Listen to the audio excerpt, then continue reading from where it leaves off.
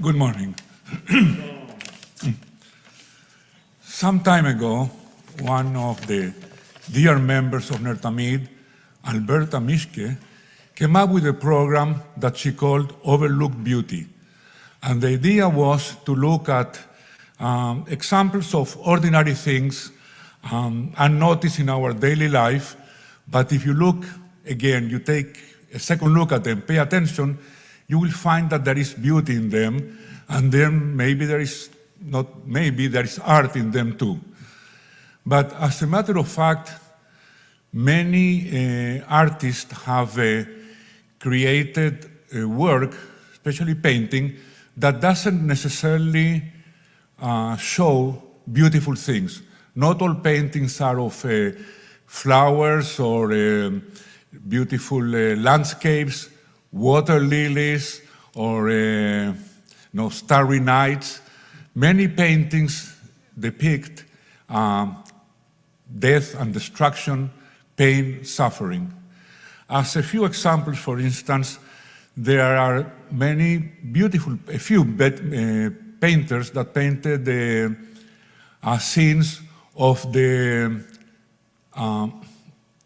Dust Bowl, the severe drought that affected the United States in the 1930s.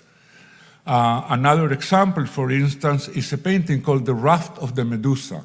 It's a French painter. It's an allegorical painting that shows what happened when a French ship sank, and many of the survivors were put on a raft, and after many days of just drifting on the ocean, they began to starve, and many committed suicide, and some even resorted to cannibalism.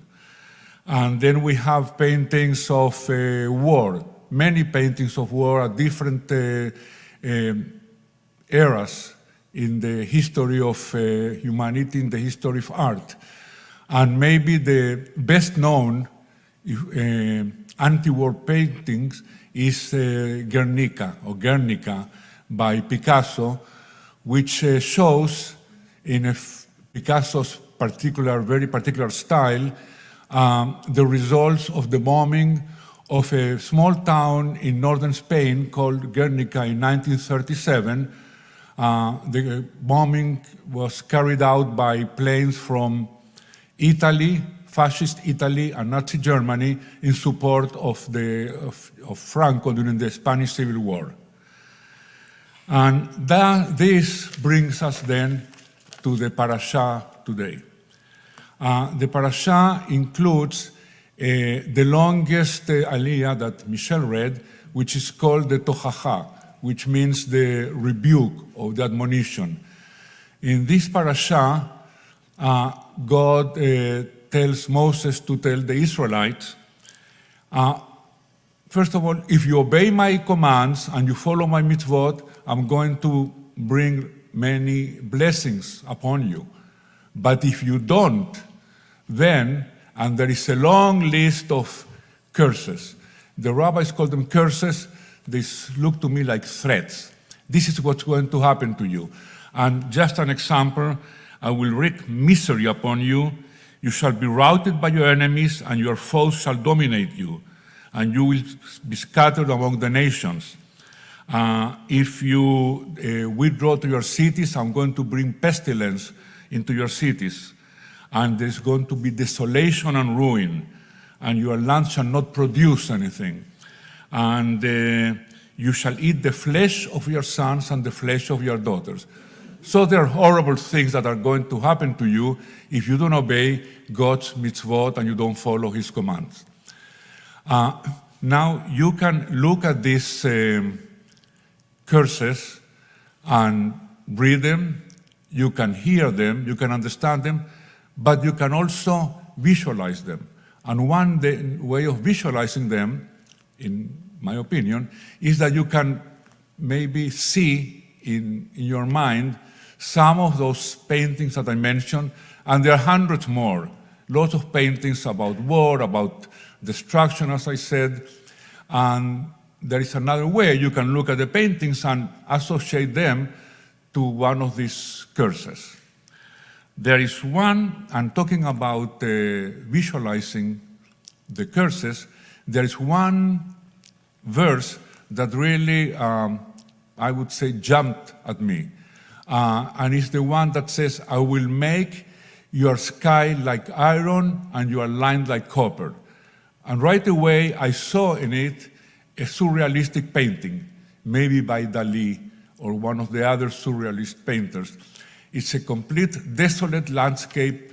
The land is flat. It extends all the way to the horizon with no interruptions. Maybe there is the skeleton of a burnt-out tree, maybe the carcass of a cow or of a horse on the ground, and nothing else. Nothing grows, nothing lives in there.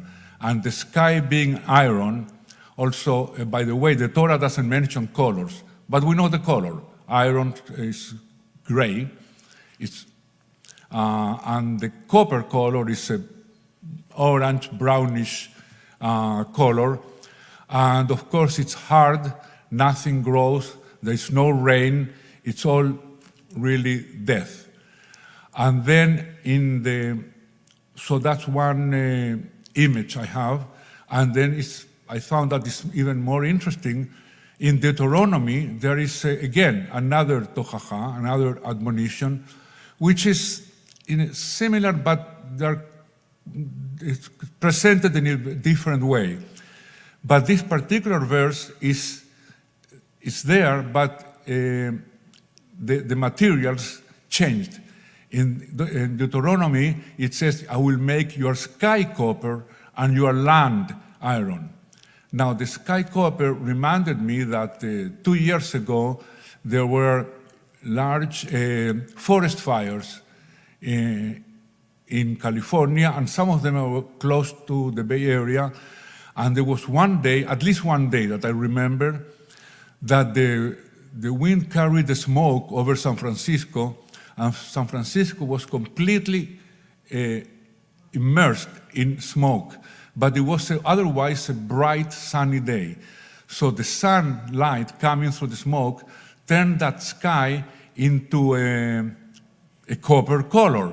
So it reminds. The next day, or maybe this evening, I saw that many people had gone out and taken pictures, and they were beautiful pictures.